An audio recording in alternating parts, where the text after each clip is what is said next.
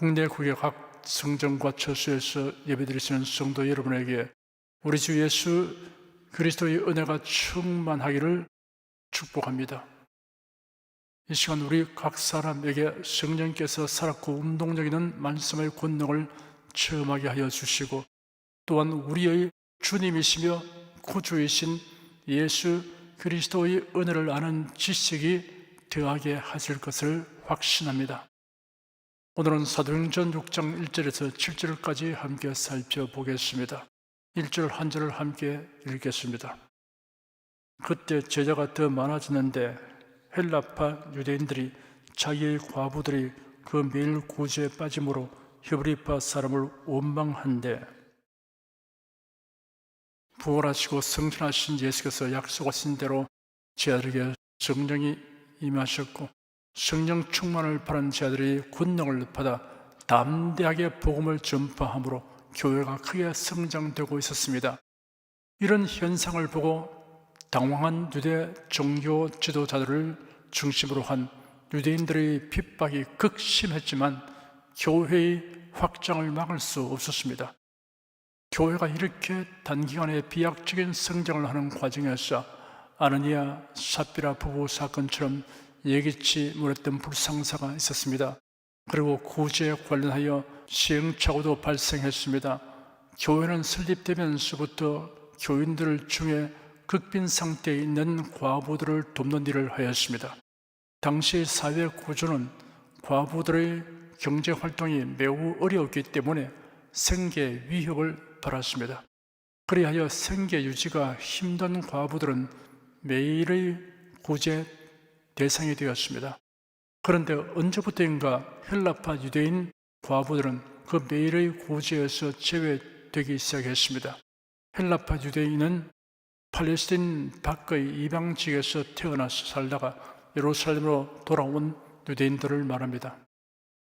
히브리파 사람이란 팔레스틴에서 태어나 살면서 유대 풍속을 따르고 아람어를 사용하는 사람을 가리킵니다. 유대인이 사용하던 히브리어는 바벨론 포로 생활을 거치면서 아람어로 점차 대치되었습니다. 아람어는 알파벳이나 문법 체계가 히브리어와 거의 비슷하여 유대 사회에서 거부감 없이 받아들여졌습니다. 히브리파 유대인들은 헬라파 유대인들에 비해 자긍심이 강했습니다. 어쩌여 헬라파 유대인 과부들이 매일의 구제에서 제외되었는가는 분명히 알 수 없습니다. 아마 구제 의무를 관장하던 히브리파 유대인들의 행정 미숙이나 착오 때문이었을 것입니다. 이로 인하여 헬라파 유대인들의 불평불만이 고조되었습니다. 2절에서 4절까지 함께 읽겠습니다. 12사도가 모든 제자를 불러 이르되 우리가 하나님의 말씀을 제쳐놓고 공개를 일삼는 것이 마땅치 아니하니 형제들아 너희 가운데서 성령과 지혜가 충만하여 칭찬 듣는 사람 7을 택하라.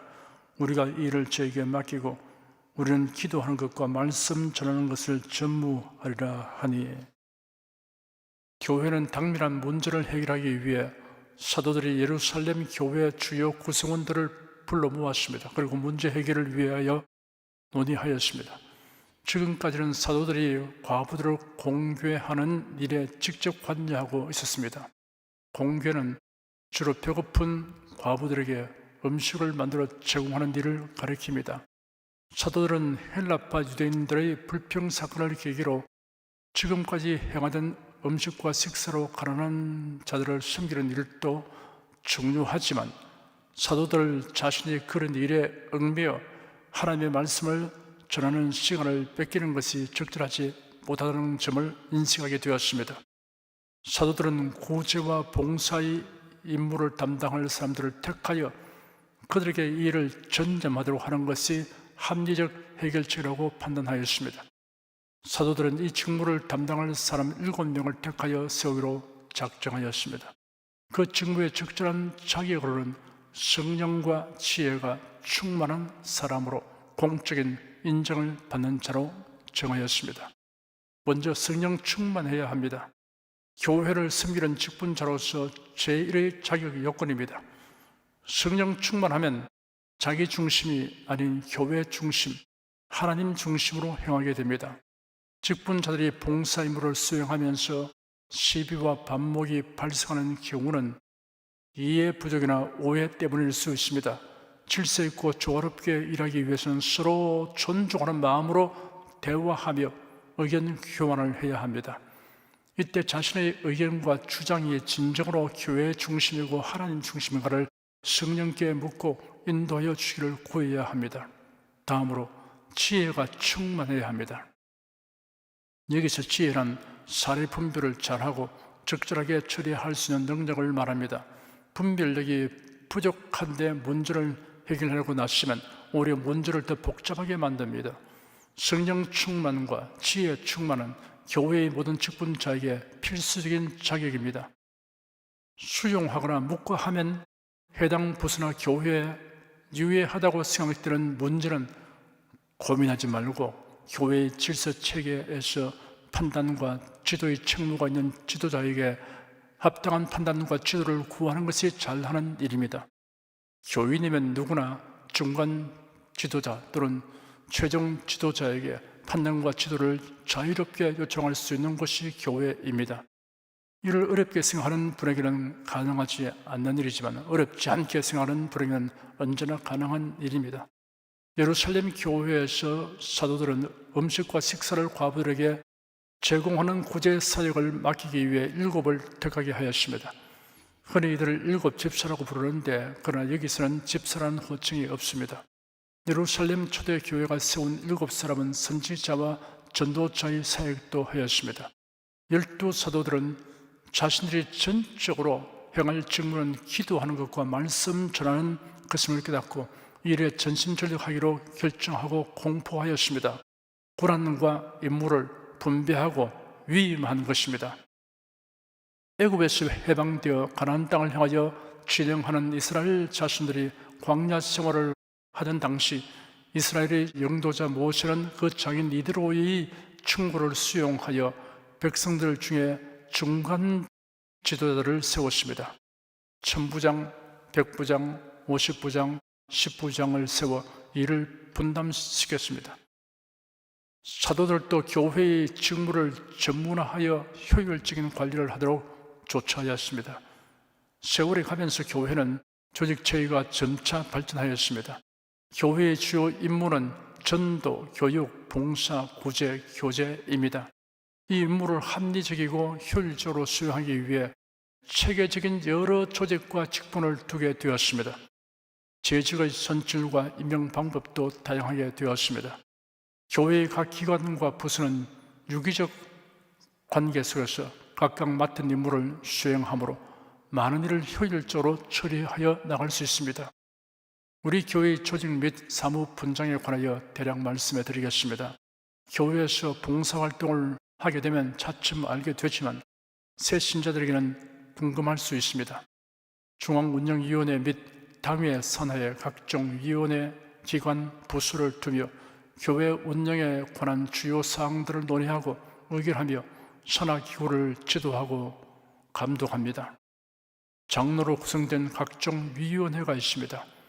예배위원회, 기획위원회, 재정위원회, 교육위원회, 선교위원회, 구제위원회, 건축위원회, 시설관리위원회, 격리위원회, 방송위원회, 권정위원회, 감사위원회입니다.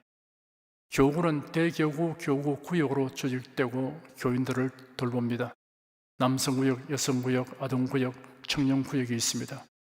교육부서로는 평신도 성경학교, 평신도 성경대학, 평신도 성경대학원, 구역장대학, 교사대학, 새신자교육부, 교회학교가 있습니다. 교회학교는 청년봉사선교회, 고등부, 중등부, 초등부, 아동부, 유치부, 유아부가 있습니다. 봉사기관은 예배 및 각종 행사를 위해 봉사를 담당합니다. 남성봉사연합회, 여성봉사연합회, 성가위원회, 이웃돕기회가 있습니다. 성가위원회 산하에 성가국, 성가단, 합주단, 관악단, 성가대학이 있습니다. 성가대학은 교회 음악교육, 지휘자 및 반주자 양성을 합니다. 선교기관은 세계선교연합회, 국내선교연합회, 외국인 선교회, 정보통신선교위원회에서 국내외 전도에 관한 임무를 담당합니다.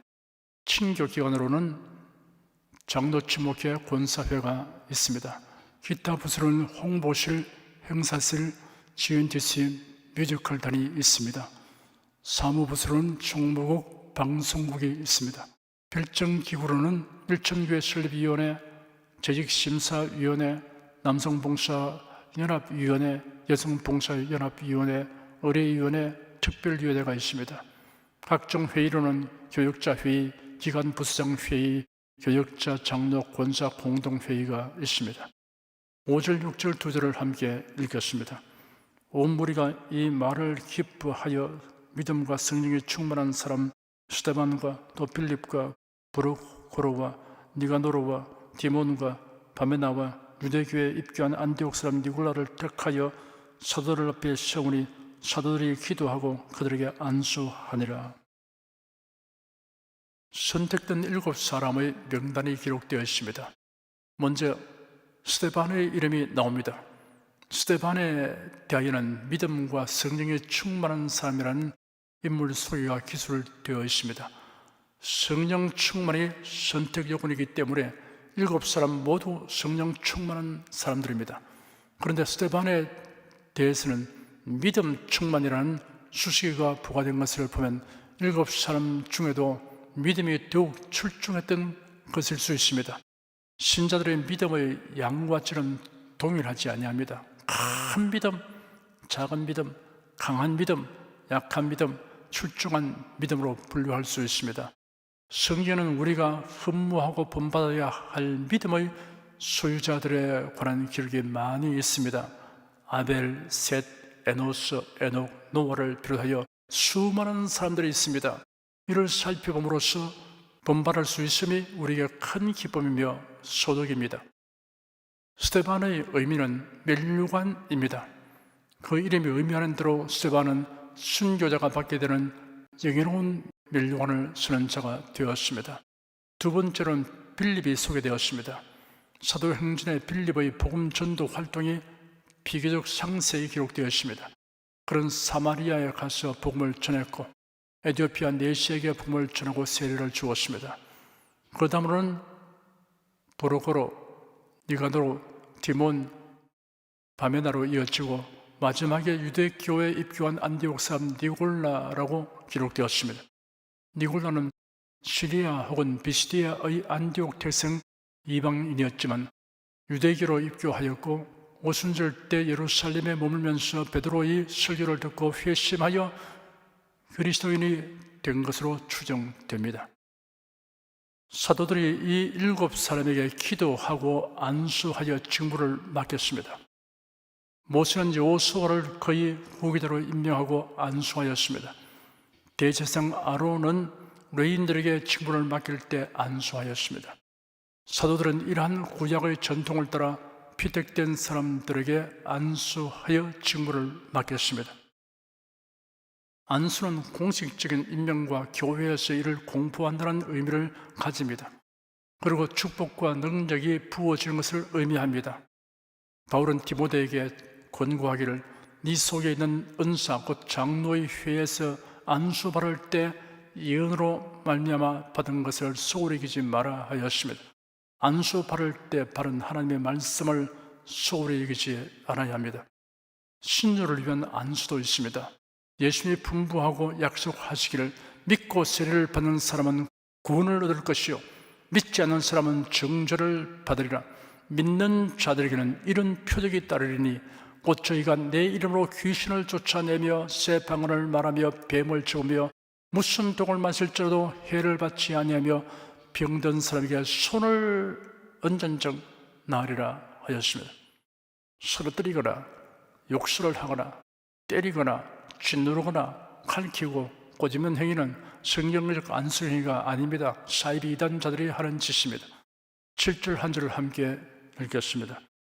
하나님의 말씀이 점점 왕성하여 예루살렘에 있는 제자의 수가 더 심히 많아지고 허다한 제사장의 무리도 이 도에 복종하니라. 사도들이 교회의 문제점을 현명하게 처리하여 교회의 재반 업무를 체계화하고 임무와 고난을 배분하고 사도들은 기도하는 것과 말씀으로 섬기는 일에 전력한 결과 교회 성장이 가속화되었습니다. 예루살렘 교회를 통하여 교회의 성장과 확장을 위한 모범적 규범이 제시되었습니다. 교회를 조직화해야 합니다.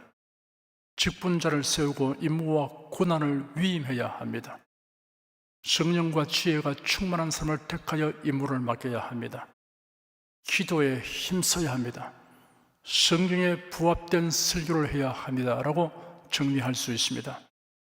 교회의 양적 성장은 질적 성장을 동반해야 합니다. 가라지 축정이 양산은 교회 성장이 아닙니다.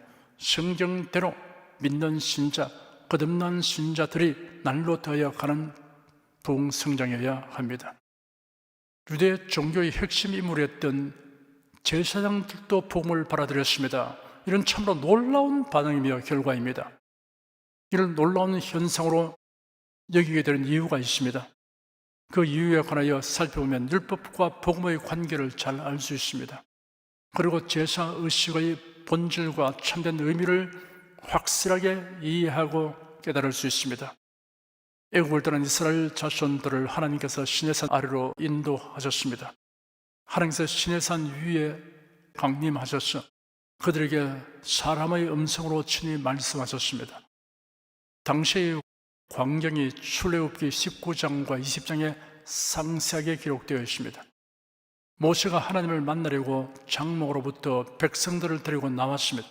그들이 산 기슭에 서 있는데 시내산의 연기가 자욱하니 이는 여호와께서 불 가운데서 그곳에 내려오시기 때문이었습니다. 그 연기가 옹기가마 연기같이 올라가고 온 산이 크게 진동하였으며 나팔 소리가 점점 크게 울렸는데 모세가 말씀을 드리자 하나님께서 음성으로 대답하셨습니다. 모든 백성이 천둥과 번개와 나팔 소리와 산의 연기를 보고 떨며 멀리 서서 모세에게 말하기를 당신께서 저희에게 말씀하시면 저희가 듣겠으니 하나님께서 저희에게 직접 말씀하시지 않게 해 주십시오. 저희가 죽을까 두렵습니다 하였습니다. 하나님께서 모세를 신산 위로 부르시고 율법과 제사법을 수여하셨습니다. 이스라엘 사람들이 독특한 선민의식을 가지게 된 원인들이 많지만 그 중에서 율법과 제사법이 근간입니다. 하나님께로부터 직접 율법과 제사법을 받았다는 사실로 인하여 그들이 가진 특권의식이 도가 지나쳐서 그릇된 선민의식이 되었습니다. 그뿐 아니라 그들은 율법과 제사법의 본질을 왜곡되게 해석하였습니다. 그래야 극심한 편견을 가지게 된 연고로 율법과 제사법이 예수 그리스도의 구속에 대한 모형, 그림자, 상징, 예표라는 것을 깨달을 수 없게 되었습니다. 심지어 이스라엘만이 구원 얻을 수 있다고 생각하며 이방인들에게 참되신 하나님을 알리고 하나님의 계시하신 말씀을 널리 전해야 하는 사명과 임무에 대하여는 몰지각하게 처신하였습니다. 그런 유대인들, 특히 제사장들이 예수 그리스도로 말미암은 구원의 복음을 전하는 자들을 박해하는 일에 적극적으로 나선 것입니다. 이러한 오해와 왜곡된 생각을 바로잡아 주고 바른 신앙을 갖도록 하기 위하여 신약성경 히브리서에 집중적으로 다루고 있습니다. 히브리서에는 아론의 후손인 제사장들과 영원한 제사장이신 예수 그리스도를 대비하여 자세히 설명하고 있습니다. 율법과 제사의 역할이 무엇인가를 명확하게 드러내고 있습니다. 히브리서에 기록된 말씀 중에서 일부분을 살펴보도록 하겠습니다. 주의 깊게 들으시기 바랍니다. 히브리서 7장 23절에서 25절까지 기록되기를 저희 제사장된 자의 수요가 많은 것은 죽음을 인하여 항상 잊지 못함이로되 예수는 영원히 계심으로 그 제사 직분도 갈리지 아니하나니 그러므로 자기를 힘입어 하나님께 나아가는 자들을 온전히 구원하실 수 있으니 이는 그가 항상 살아서 저를 위하여 간구하심이라 하였습니다. 제사장들은 하나님이 주신 제사법을 좇아 속죄 제사를 주관하였습니다. 구약의 제사장은 인간이기 때문에 영속적으로 그 직무를 수행하지 못합니다. 그래야 다른 사람이 계승하여야 하였지만 예수님은 영원한 제사장이십니다. 사람이 하나님께 나아가는 길과 구원 얻는 길은 영원한 제사장이시며 중보자이신 예수 그리스도뿐입니다. 히브리서 7장 26절에서 28절까지 기록되기를 이러한 대상은 우리에게 합당하니 거룩하고 악이 없고 더러움이 없고 죄인에게서 떠나 계시고 하늘보다 높이 되신 자라. 저가 저 대상들이 먼저 자기 죄를 위하고 다음에 백성의 죄를 위하여 날마다 제사 드리는 것과 같이 할 필요가 없으니 이는 저가 단번에 자기를 드려 이루셨음이니라. 율법은 약점을 가진 사람들을 제사장으로 세우거니와 율법 후에 하신 맹세의 말씀은 영원히 온전케 되신 아들을 세우시니라 하였습니다. 이러한 대제사장이란 예수 그리스도이고 저 대상들은 아론의 후손 대상들입니다. 아론의 자손 대상들은 속죄 제사를 드릴 때 먼저 자기 죄를 위하여 다음은 백성의 죄를 위하여 날마다 제물을 잡아 제사를 드렸습니다. 예수 그리스도는 죄 없으신 하나님의 독생자이시며 자신을 속죄 제물로 드려 영원히 단번에 구속사역을 완수하시고 하늘 보좌에 좌정하셨습니다. 그러므로 예수 그리스도를 믿는 자들은 단번에 영원히 죄사함을 받습니다. 히브리서 9장 11절에서 14절까지는 그리스도께서 장래 좋은 일의 대상으로 오사 손으로 짓지 아니한 곧 이 창조에 속하지 아니한 더 크고 온전한 장막으로 말미암아 염소와 송아지의 피로 아니하고 오직 자기 피로 영원한 속죄를 이루사 단번에 성소에 들어가시느니라. 염소와 황소의 피와 및 암송아지의 죄로 부정한 자기에 뿌려 그 육체를 정결케 하여 거룩케 하거든 하물며 영원하신 성령으로 말미암아 흠없는 자기를 하나님께 드린 그리스도의 피가 어찌 너희 양심으로 죽은 행실에서 깨끗하게 하고 살아계신 하나님을 섬기게 못하겠느냐 하였습니다.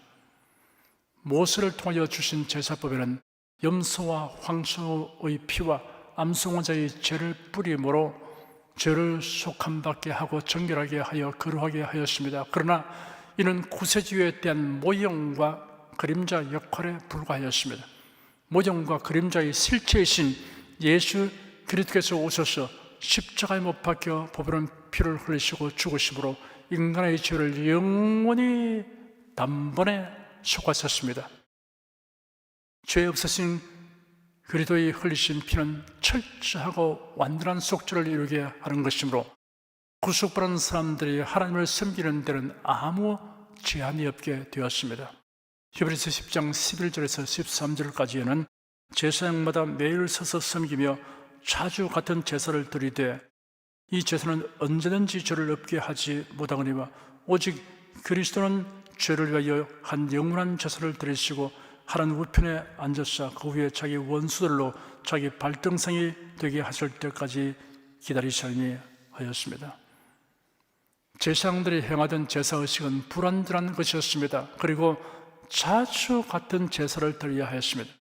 예수 그리스도의 대속의 죽음은 영원한 속죄를 이룬 것입니다. 그러므로 부활하신 예수님은 성천하시고 하나님 우편에 앉으셨습니다. 이는 본래의 영광스러운 지위로 돌아가시다는 뜻과 함께 제사장들처럼 반복되는 제사를 위해 매일 서서 섬길 필요가 없다는 뜻을 나타내고 있습니다. 예수님의 초림은 속죄 사역을 성취하기 위한 것입니다. 예수님은 죄의 권세를 멸하시고 사탄의 머리를 깨뜨리셨습니다. 그리고 장차 다시 오셔서 사탄을 멸하실 것입니다. 사탄을 1000년 동안 무지경에 가둘 것입니다. 무지경이란 문자 그대로 믿음없는 구덩이입니다. 끝없이 추락합니다. 도저히 빠져나올 길이 없습니다. 후에 잠시 풀어놓았다가 불과 영으로 타는 못에 던져 넣을 것입니다. 히브리서 10장 14절에서 18절까지는 저가 한 제물로 거룩하게 된 자들을 영원히 온전케 하시느니라. 또한 성령이 우리에게 증가하시되 주께서 가라사대 그날 후로는 저희와 세울 언약이 이것이라 하시고 내 법을 저희 마음에 두고 저희 생각에 기록하리라 하신 후에 또 저희 죄와 저희 불법을 내가 다시 기억지 아니리라 하셨으니 이것을 사하셨은즉 다시 죄를 위하여 제사드릴 것이 없느니라 하였습니다. 예수 그리스도의 대속사역의 효력은 믿는 모든 자들에게 영원한 것입니다. 예수를 믿으면 죄사함 받는다는 언약은 돌에 새겨졌던 옛 언약과 달리 믿는 자의 마음에 새겨지고 영혼에 지울 수 없는 변화를 줍니다. 예수를 믿어 사함받은 죄는 하나님께서 다시 기억하지 아니하십니다. 이어서 19절 20절에는 그러므로 형제들아 우리가 예수의 피를 힘입어 성소에 들어갈 담력을 얻으나니 그 길은 우리를 위하여 휘장 가운데로 열어놓으신 새롭고 산 길이요 휘장은 곧 저희 육체니라 라고 기록되었습니다. 구약시대 대사기 1년에 단 한 번 대속죄일에 속죄 제물의 피를 가지고 성소와 지성소 사이를 막아놓은 휘장을 열고 지성소에 들어가서 언약궤 위에 속죄소의 피를 뿌림으로써 하나님의 영광의 나타남 중에 있을 수 있었습니다. 그 이외에는 누구든지 지성소에 들어가면 죽습니다. 예수께서 십자가에 달려 운명하실 때 성소와 지성소 사이의 휘장이 위에서 아래로 찢어졌습니다. 그래야 지성소 안이 환히 들여다 보이게 되었습니다. 이러한 사건은 중대한 상징적 의미를 가지고 있습니다. 예수 그리스도의 대속으로 말미암아 누구든지 예수 그리스도를 믿으면 그리스도의 보혈의 은총으로 말미암아 하나님께로 담대히 나갈 수 있는 길이 열리게 되었음을 밝히고 있습니다. 이런 새로운 길이며 영생의 길입니다. 제사장들은 성전에서 동물로 희생제사를 드린 일을 하였습니다. 그들은 속죄와 예배는 희생제사를 통해서 가능하다고 알고 있었습니다. 그러니 오직 예수 그리스도를 믿음으로 죄사함 받고 예수 그리스도의 이름으로 하나님을 예배한다는 도를 전하는 자들을 제사장들은 도저히 용납할 수 없었으며 또한 제사장의 직무를 위협하는 것으로 간주하였습니다. 그래야 대상들은 사도들을 죽이려고 적극적인 행동을 취했던 것입니다. 이런 상황에서 제사장들이 복음을 팔아들이기 시작하는 것은 획기적이고 엄청나게 놀라운 사건이었습니다. 크다한 제사장의 무리도 이 도에 복종하니라 하였으며 크다한 제사장의 무리가 복음을 듣고 비로소 제사장들이 행하여 온 구약의 제사 행위가 예수 그리스도를 가리키는 상징과 모형과 그림자였다는 사실을 알게 되었던 것입니다. 이 도에 복종하니라 하였으며 사도들이 전한 이 도는 십자가의 도를 의미합니다. 십자가의 도는 구속의 도입니다. 구속은 예수 그리스도의 대속에 의한 것입니다. 세상 종교는 사람의 힘써 돌을 닦는 종교입니다. 기독교는 돌을 닦는 것이 아니라 하나님이 주신 돌을 믿고 그 도 안에서 살아가는 것입니다. 사람이 만든 길은 옳은 길 같아도 필경은 사망의 길입니다. 예수께서 진리 말씀하시기를 내가 곧 길이요 진리요 생명이니 나로 말미암지 않고는 아버지께로 올 자가 없느니라 하였습니다. 기도하겠습니다. 성령 충만과 지혜와 믿음은 주님의 일을 하는데 필수 요건이라는 사실을 초대교회에 관한 기록에서 지금 우리가 살펴보았습니다. 성령 충만을 받으라. 구히 주시는 하나님께 지혜를 구하라. 산을 옮길 만한 믿음을 구하라는 권고의 말씀과 이를 구하는 자를 하나님께서 기뻐하심에 대하여 기록된 말씀으로 인해 우리가 입을 넓게 열고 구합니다. 구하는 자에게 넘치도록 응답하여 주시옵소서. 예수 그리스도 이름으로 기도드립니다. 아멘. 찬송가 209장을 부르십시다.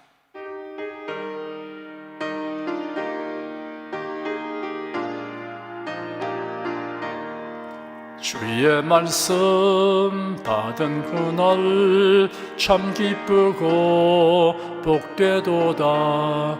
이 기쁜 마음 못 이겨서 온 세상에 전하노라. 기쁜 날 기쁜 날 주 나의 죄 다 씻은 날 늘 깨어서 기도하고 늘 기쁘게 살아가리 기쁜 날 주 나의 죄 다 씻은 날 이 좋은 날 내 천한 몸 새 사람이 되었으니 이 몸과 마음 다 바쳐서 영광의 주를 섬기리 기쁜 날 주 나의 죄 다 씻은 날 늘 깨어서 기도하고 늘 기쁘게 살아가리 기쁜 날 주 나의 죄 다 씻은 날 이 작정한 그날부터 평안한 마음 누리소서 이 복된 말 전함으로 내 할범분 삼았도다 기쁜 날 주 나의 죄 다 씻은 날 늘 깨어서 기도하고 늘 기쁘게 살아가리 기쁜 날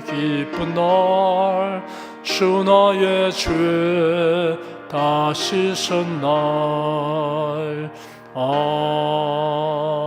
아멘.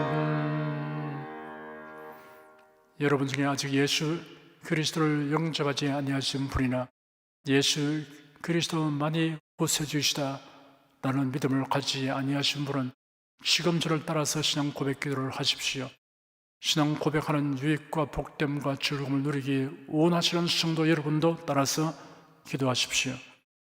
하나님 아버지, 저를 불러주니 감사합니다. 예수께서 십자가에 못 박혀 죽으시고 죽음에서 부활하심으로 저희 모든 죄를 사하여 주시고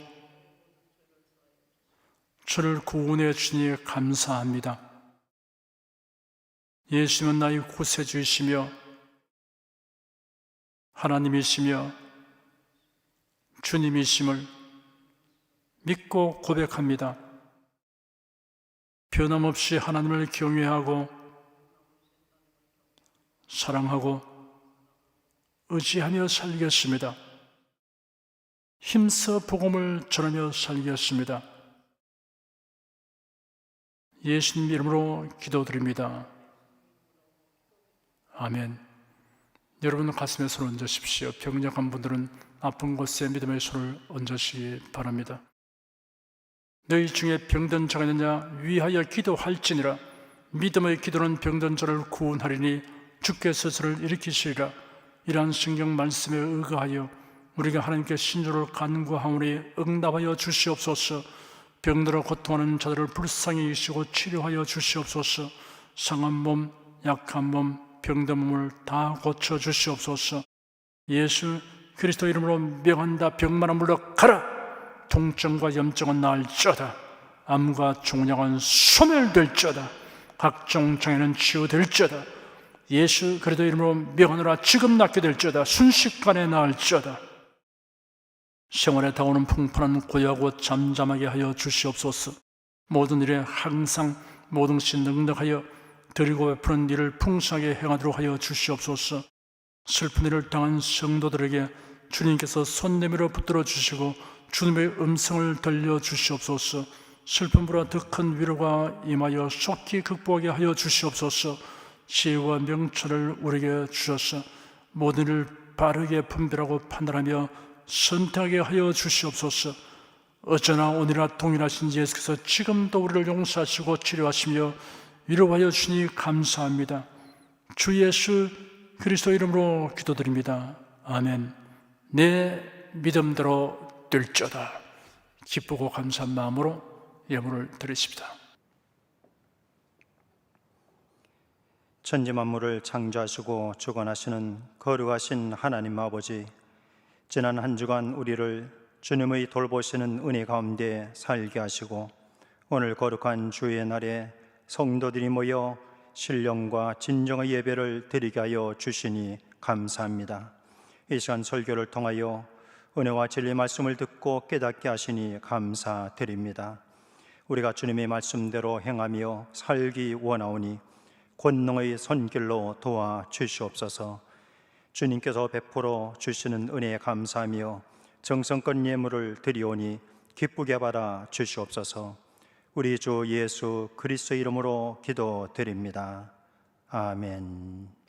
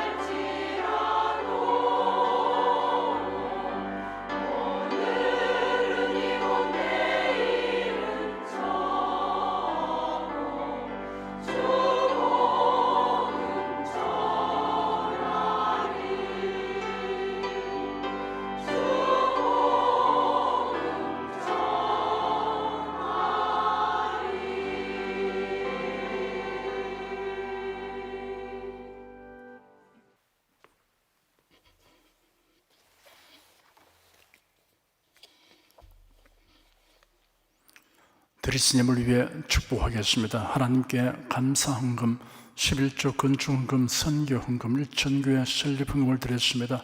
향기로운 예물로 연락해 주시고 우리 온 성도의 생활을 윤택하게 하여 주시옵소서.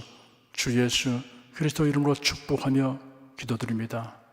아멘. 성령 부르겠습니다.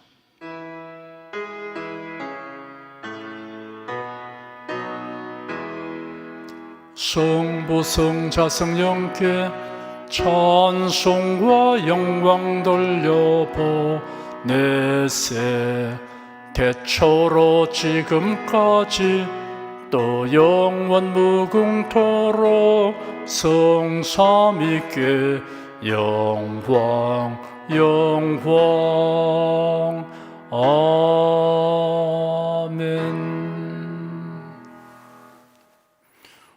우리 주 예수 그리스도의 은혜와 하나님 아버지의 사랑과 성령의 교통하심이 은혜와 진리 가운데 살아가는 모든 성도들 위해 임하시옵기를 축원합니다. 아멘.